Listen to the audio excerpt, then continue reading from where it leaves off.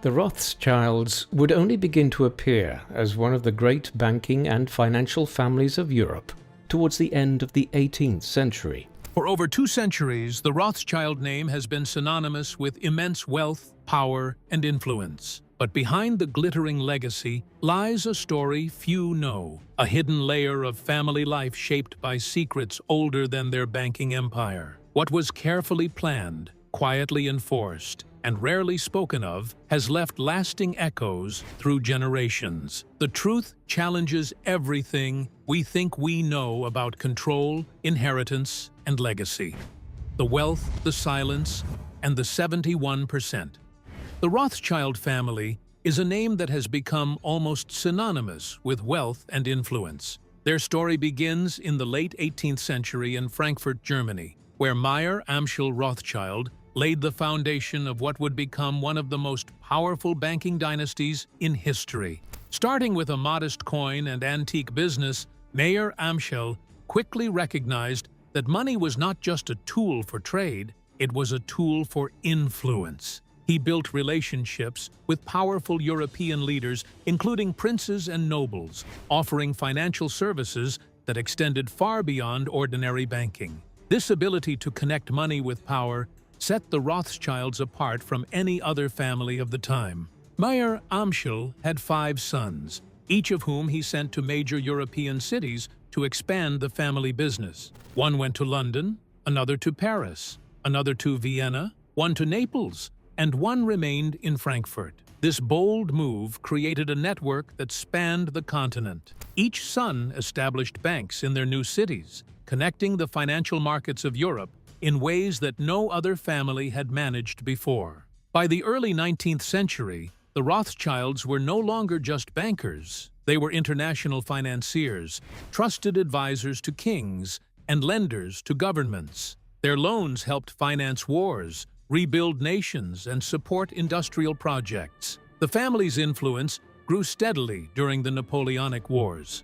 Nathan Mayer Rothschild, based in London, played a crucial role in funding the British war effort. His ability to transfer funds across borders, often faster than official channels, made him indispensable to governments and military leaders. By the end of the wars, the Rothschilds were not only wealthy, but also highly respected, their name associated with reliability, intelligence, and discretion. They continued to expand their interests into railways, mining, and real estate, investing in projects that would shape the future of Europe's economy. One of the most famous Rothschild ventures was their investment in vineyards and wine. In the 19th century, the family purchased several estates in Bordeaux, France, including Château Lafite and Château Mouton. These estates became symbols of luxury and quality, producing wines that remain celebrated worldwide to this day. Their ability to diversify investments ensured that the Rothschild name was not only linked to finance but also to culture, prestige, and refinement. By the mid-19th century, the Rothschild banks were essential to governments across Europe. They financed infrastructure projects such as railroads and canals, provided loans for national debt, and supported the development of new industries. Their influence went far beyond money. They shaped economies, advised leaders, and built a network of trust that spanned continents. The family became famous not only for its wealth, but for its strategic intelligence and ability to operate in ways no other financial institution could. For generations, the Rothschilds practiced a form of control so intimate it shaped the very DNA of the family. Records indicate that meticulous medical ledgers, maintained across Vienna, London, Paris, and Frankfurt, document the health and genetics of family members. These ledgers were never meant for public eyes. They were sealed, locked away, and preserved under strict family supervision. What these records reveal is startling. Between 1824 and 1877, an extraordinary pattern emerges from the archives. 71% of Rothschild marriages occurred between blood relatives, most commonly first cousins. On the surface, cousin marriages were not unusual in Europe at the time, particularly among wealthy families. But within the Rothschild dynasty, this was not a matter of convenience or social custom. It was intentional, carefully calculated, and executed as part of a deliberate policy. Historians who have glimpsed the documents describe them as evidence of what can only be called early genetic engineering, practiced not in a laboratory, but in the marriages themselves. The mechanism of this radical genetic control, a precise calculation behind every marriage, was actually enforced by a single powerful legal document written over a century prior. The law of the bloodline. The Rothschild dynasty was built on more than banking skill or financial foresight. Its foundation rested on the vision and instructions of its founder, Meyer Amschel Rothschild. By the time he passed in 1812, he had already crafted a legacy that would shape not just the family's fortune, but its very way of life for more than a century. His will was more than a legal document. It was a blueprint for preserving wealth across generations. In the family, it became known quietly as a guide that transformed relationships, marriages, and daily life into a system of calculated precision. Some historians have described it as a contract written in both ink and DNA, a system where affection and romance were measured against arithmetic and long-term strategy. The instructions in Meyer Amschel's will were simple in principle, but radical in effect. First, the family's businesses and wealth were to stay strictly within the male line. Daughters could marry, but they could not inherit the financial empire. This ensured that every banking house, from Frankfurt to London, Paris to Vienna, and Naples, remained under the control of men directly connected to the family's founder. Every decision, every deal, and every transfer of money reinforced this chain. Second, marriage itself was no longer merely a personal choice. It became a strategic instrument. Every heir was required to marry within the family. Cousins became spouses, not by accident, but by design. These unions were intended to lock money, influence, and business expertise inside the family, preventing rival financiers from gaining access. Over time, the Rothschild family tree began to take on a strange, almost symmetrical appearance. Names repeated across generations. Nathan, Charlotte, Lionel, each appeared again and again, a reflection of the family's closed structure. The third dictate was secrecy. While the Rothschilds were famous in financial circles, the inner workings of their family life, their marriages, and the reasoning behind them remained tightly guarded. Knowledge of the policy was shared only among those who needed to know, ensuring that the strategy worked without interference. The fourth rule was perhaps the most severe. Any defiance of the will's instructions resulted in immediate and permanent exile. To marry outside the family or to attempt to claim wealth without following the rules meant losing everything. No exceptions were tolerated, and this strict enforcement kept the system intact for generations. Together, these four dictates created a method of wealth preservation unlike anything that had been documented before. Historians today often refer to it as the first documented case of wealth management through biology. Yet, this perfect system of financial insulation came with consequences. The family tree no longer expanded naturally. It began looping in on itself. One striking example was Nathaniel Rothschild, the first Baron. He married his double first cousin, a union so close it was equivalent in genetic terms to a half-sibling relationship. Among historians, this marriage has been described as the marriage of mirrors, a literal reflection of the dynasty's obsession with control and continuity. While the method succeeded brilliantly in preserving wealth, contemporary physicians began to notice subtle signs of strain. By the mid-19th century, doctors noted strange emerging patterns that were unusual, even alarming. The Rothschilds had built a near-perfect financial shield, one that would withstand wars, economic crises, and political upheaval. But in the private records of family physicians, the first hints of a hidden cost were appearing. The very system that had secured the dynasty's dominance was beginning to show cracks, subtle shadows of a price paid not in currency, but in the biology of the family itself. You would be surprised to know how hard they tried to hide that cost. The science of secrecy.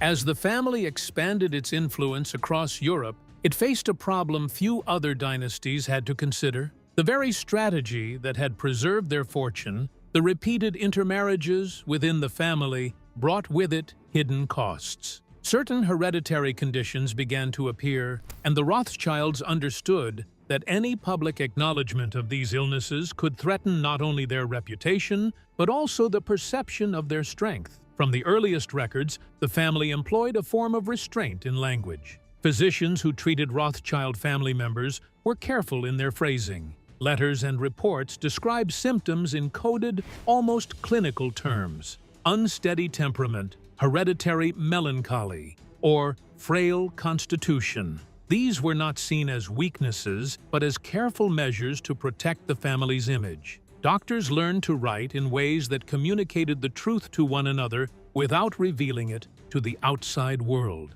The subtlety of their language became a form of security. Containment and erasure became the next step. The Rothschilds built barriers around medical knowledge, ensuring that the cost of their carefully managed genetic strategy remained invisible to outsiders. Official records were scarce, and what did survive was hidden in the margins of forgotten archives, often overlooked by historians. When hereditary illnesses were noted, they were usually anonymized or coded, leaving only traces for those who knew how to read them. In Paris, for instance, one clinic ledger shows recurring, anonymous entries that hint at conditions affecting family members. Notes such as auditory disturbances or recurring visions appear repeatedly, yet no names are attached. Instead, a code phrase, privacy paramount, signals the sensitive nature of these cases. Physicians who understood the family's system knew exactly what it meant, but to anyone else,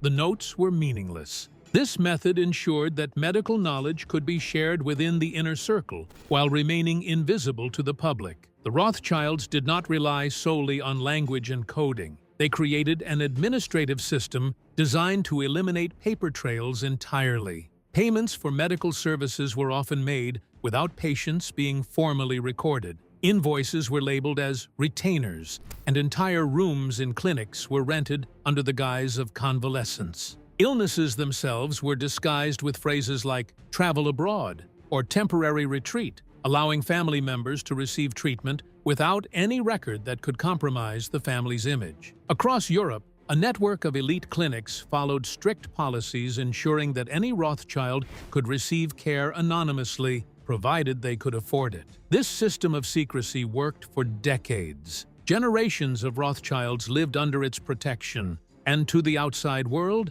the family appeared invulnerable. There were no public reports of hereditary illness, no scandals, and no visible weaknesses. The dynasty projected an image of flawless longevity, as if wealth and power had somehow immunized them against the fragility of human biology. Yet, even the most carefully constructed systems have limits. By the early 20th century, cracks began to appear. One family member developed a serious mental illness that could not be hidden or ignored. Despite all the coded language, anonymized records, and carefully managed visits, the severity of the condition forced acknowledgement. For the first time in generations, the illusion of invulnerability faltered. The meticulously maintained facade of strength and perfection showed signs of strain, revealing the reality that even a dynasty as powerful as the Rothschilds was, at its core, human.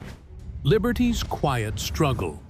Liberty Rothschild, born Elizabeth Charlotte in 1909, grew up in a world of wealth and privilege few could imagine.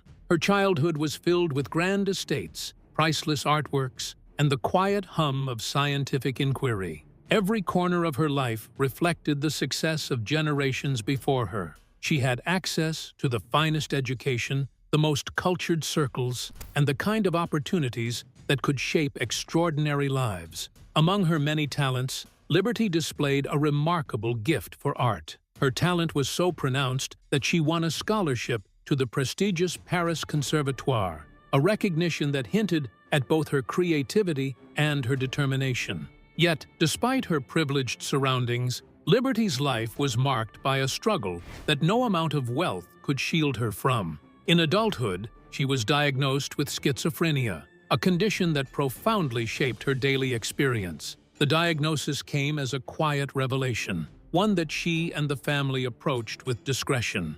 In a household where appearances and control had always been paramount, this was a reminder that biology does not bend to strategy or privilege. Schizophrenia was not something that could be managed with careful planning, secrecy, or wealth. It was a condition that demanded understanding, patience, and support. And for Liberty, it meant navigating life with challenges that were invisible to the world outside. Liberty lived largely out of the public eye, shielded by her family's resources. She had safe spaces, financial security, and access to medical care that ensured her comfort and dignity. Yet, no matter how carefully her life was arranged, the condition highlighted an unavoidable truth. The century-old policy of genetic control that had guided Rothschild marriages and family planning for over 100 years could not dictate biology. The meticulously engineered system, designed to preserve wealth and consolidate power, could not prevent the genetic hand she had been dealt. Her life was a collision between human fragility and the perfection of pedigree. In the Rothschild household, generations of planning and precise marriage strategies had created an image of invulnerability. Finance, social influence, strategic alliances had been meticulously preserved. But Liberty's story was evidence that no dynasty, no matter how insulated or disciplined, could fully control the human body. She became, quietly, a living testament to the limitations of control. The family's wealth and planning could shape fortune and influence, but they could not erase the realities of inherited conditions or the unpredictability of the mind. Liberty's experience brought a subtle but profound shift in perspective within the family. Her life demonstrated that power and privilege, even at their highest levels, could not replace understanding, compassion, and the pursuit of knowledge. While her struggles were personal, they were also revealing. They confirmed what some physicians had quietly suspected for decades: the hereditary consequences of the closed-loop system, long hidden behind coded medical records and administrative safeguards, could no longer be ignored. Biology had its own rules, and even the most calculated strategies of a banking dynasty could not rewrite them. Yet out of this quiet struggle came purpose. Liberty's challenges did not remain isolated to her own experience. Her older sister, Miriam, witnessed firsthand the consequences of the family's insular approach to genetics and health. Liberty's condition inspired Miriam to take an extraordinary step: Miriam's revelation and breaking the code of silence. Just like Liberty, Miriam Rothschild was born into a world where wealth, influence, and tradition governed every aspect of life. But while most of her family focused on finance, secrecy, and preserving the dynasty, Miriam followed a different path. She became a renowned naturalist, a scientist fascinated by the natural world, studying parasites. Restoring our hay meadows is eminent octogenarian scientist Dr. Miriam Rothschild.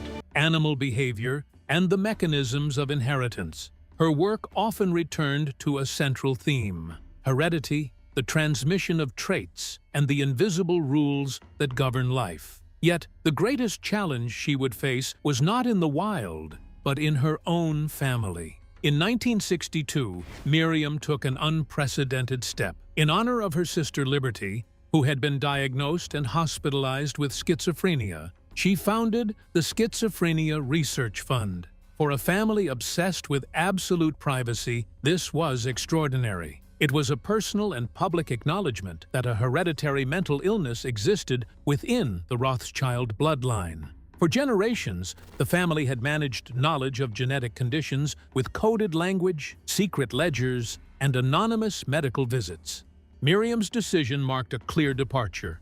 She would not hide the truth. She would confront it scientifically. Miriam used her knowledge and resources to fund research into the hereditary components of schizophrenia, long before it was widely accepted as a legitimate area of study. At the time, many in the scientific community considered the idea that schizophrenia could have a hereditary component speculative at best. Miriam disagreed. She believed that understanding the genetic mechanisms behind mental illness could free families from the burden of shame and secrecy. Her funding supported studies, experiments, and long-term projects designed to explore inheritance, heredity, and the ways in which mental illness might be passed down generations. Her approach was silent but powerful. She did not write exposés, give interviews, or publicly shame the family. Instead, she made a statement through action. By financing research under her own name, she sent an unmistakable message. The Rothschilds' genetic history was real, documentable, and worthy of scientific study rather than concealment. Over decades, her commitment to science became a living memorial to liberty and a practical effort to ensure that knowledge, rather than secrecy, guided future generations. Miriam's influence extended beyond traditional research. She became a patron and trustee of the Adamson Collection Trust, housing thousands of artworks created by people living with major mental disorders. Between 1983 and 1997, the Adamson Collection, 6,000 paintings, drawings, sculptures, and ceramics from Netherton Hospital, was displayed to the public at Ashton Wold, Miriam's estate. The collection celebrated creativity in the face of mental illness and offered a different way of understanding the human mind. Miriam's work bridged science and compassion, providing both resources for research and public awareness of mental health challenges. Today, much of the collection has been relocated to the Wellcome Library, alongside the Edward Adamson Archive, preserving Miriam's legacy of dedication and curiosity. Following Miriam's death in 2006, the Schizophrenia Research Fund was renamed in her memory as the Miriam Rothschild Schizophrenia Research Fund. In 2014, the fund linked with Mental Health Research UK, creating a stronger, more sustainable organization capable of funding a broader range of studies into schizophrenia. Miriam's vision had transformed a family tragedy into a lasting contribution to science and society. Through her work, Miriam broke the code of silence that had governed the Rothschilds for generations. She transformed private suffering into public inquiry and demonstrated that even the most insulated and powerful households cannot escape biology. Her efforts not only advanced the scientific understanding of schizophrenia, but also challenged the notion that wealth and secrecy could shield a family from inherited conditions. Yet her work revealed an even deeper mystery. When researchers began examining the results of the Rothschild family's century-long practice of endogamy, they found patterns that seemed to contradict established genetic laws. The family's genetic record did not behave as expected. The precision and outcomes of their intermarriages challenged conventional understanding, forcing scientists to rethink inheritance itself and, in some cases, invent entirely new concepts to explain the anomalies. The Rothschild paradox. Throughout history, geneticists have carefully studied the predictable consequences of inbreeding. When close relatives marry over multiple generations, the risk of passing on harmful recessive genes rises dramatically. One of the most infamous examples is the Habsburg dynasty. For centuries, cousins and even uncle-niece pairs married, leading to the accumulation of defective genes. The results were devastating and visible. Charles II of Spain suffered from severe physical deformities, including the characteristic Habsburg jaw. Extreme cases we have on record and in history, Charles II's portraits, to repronounce his jawline and give him back, as well as other health complications and developmental challenges. In cases like these, the outcomes were mathematically predictable. Repeated intermarriage almost inevitably produced serious physical and medical consequences. The Rothschild family followed a comparable path. For decades, cousins married cousins, sometimes even double first cousins, in carefully arranged unions designed to preserve wealth, influence, and family cohesion. Records from the 19th century reveal that this pattern was deliberate, part of a long-term strategy to keep fortunes consolidated within the family. Yet, when historians, biographers, and geneticists examined the family across generations, they noticed something remarkable. Unlike the Habsburgs, the Rothschilds did not display obvious physical deformities or severe congenital disabilities. This anomaly puzzled researchers and eventually became known as the Rothschild paradox. Why had one family avoided the expected consequences of prolonged inbreeding while following a pattern almost identical to other dynasties that suffered catastrophic results? One explanation offered by genetic historian Dr. Lisa Bernard is the concept of genetic purging. According to this theory, the most lethal recessive genes were gradually removed from the family line over generations. Individuals carrying genes for conditions so severe that they could not survive to reproduce were naturally excluded from passing them on. Over time, this process may have allowed the Rothschilds to maintain a robust population free from the extreme genetic consequences that had afflicted other highly inbred families. In this sense, the family's unusual resilience was not entirely accidental. It may have been shaped by a combination of natural selection, careful marriage planning, and sheer chance, producing a line that avoided the worst outcomes while continuing to consolidate wealth and power. Purging, however, could not eliminate all risk. It could only remove the most immediately lethal genes, leaving behind those associated with complex traits, particularly neurological and psychiatric conditions. Disorders such as schizophrenia, bipolar disorder, and other cognitive vulnerabilities persisted because they are influenced by multiple genes, often interacting in subtle and unpredictable ways. Liberty Rothschild's life provides a vivid example.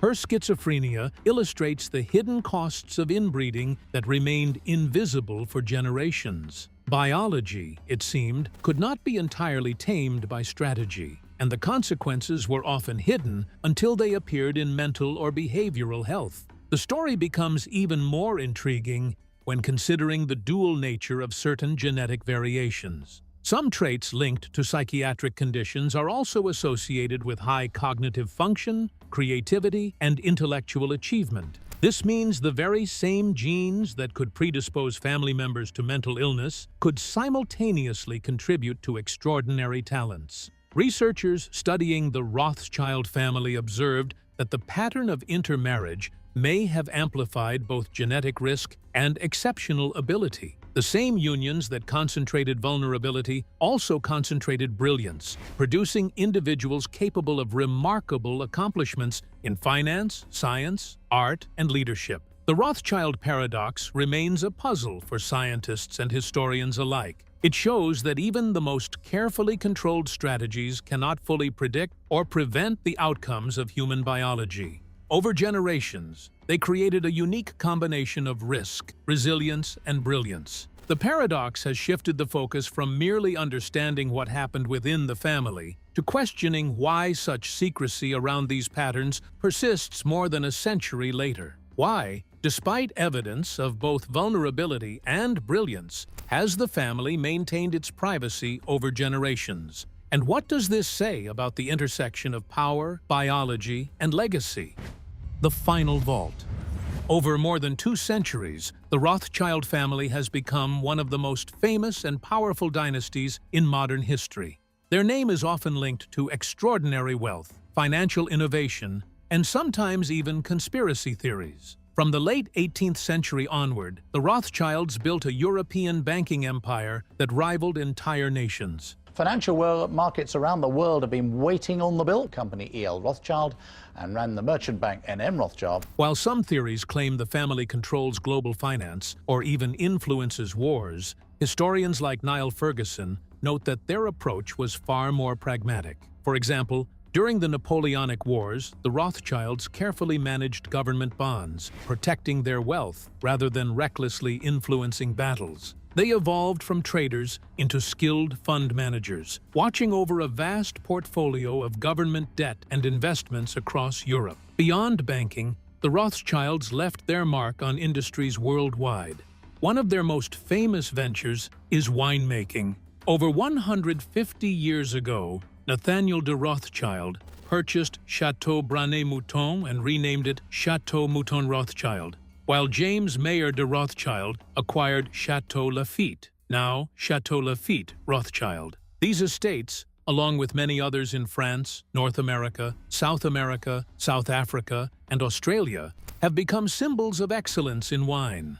Chateau Mouton Rothschild and Chateau Lafite Rothschild are classified as Premier Cru Classé, the highest rank in Bordeaux wines. Today, the estates remain in the family, managed by figures such as Saskia de Rothschild, ensuring that this centuries-old legacy continues. Art and philanthropy were equally central to the family's identity. The Rothschilds once maintained one of the largest private art collections in the world. Much of this collection has ended up in public museums, often donated anonymously in keeping with the family's tradition of discretion. Members of the family, such as Hannah Rothschild, have continued to shape cultural institutions, with Hannah serving as chair of the board of the National Gallery in London. Their philanthropic reach extended beyond art into finance and social causes, including charitable foundations that support education, mental health research, and scientific work. Investments have also played a crucial role in their legacy. Jacob Rothschild, 4th Baron Rothschild, for instance, took control of the Rothschild Investment Trust, now RIT Capital Partners, a firm with assets in the billions. The family diversified into energy, mining, and precious metals, maintaining close ties to companies like Rio Tinto. Members such as Nathaniel Rothschild expanded these interests further, acquiring stakes in major companies and exploring global investment opportunities. Their financial influence spans continents, industries, and generations, demonstrating a rare combination of foresight and adaptability. The Rothschilds' impact also reaches into Israel, where several family members played key roles in the early development of the state. Baron Edmund James de Rothschild, known as Hanadiv or the Benefactor, financed some of the first Jewish agricultural colonies and settlements, including Rishon LeZion and Petah Tikva. Other members supported institutions such as the Knesset and the Supreme Court of Israel through donations. Across Israel, towns, streets, and parks bear the Rothschild name, honoring the family's contributions. Places like Zikron Yaakov, Mazkaret Batya, and Binyamina commemorate the vision and support of multiple generations of Rothschilds, linking the family name to both philanthropy and national history. Throughout their history, the Rothschilds have balanced immense wealth with social responsibility, global business, and cultural influence. From the banks of Frankfurt and London to vineyards in Bordeaux, and from art collections to settlements in Israel, their legacy is complex and far-reaching. They have not only preserved and grown family wealth for centuries, but also shaped industries, art, philanthropy, and even entire communities. The Rothschild name has become a symbol of continuity, influence, and strategic vision, demonstrating how a single family can leave a lasting mark on the financial, cultural, and social history of the modern world. Even today, their influence continues to evolve. The family maintains businesses, supports charitable foundations, invests globally, and participates in cultural life, while also preserving a reputation for discretion and careful management. Their story is not just about wealth, but about vision, endurance, and the ability to balance tradition with innovation, leaving a legacy that spans continents, industries, and generations. What do you think about the Rothschild paradox and their extraordinary family strategy? Share your thoughts in the comments below.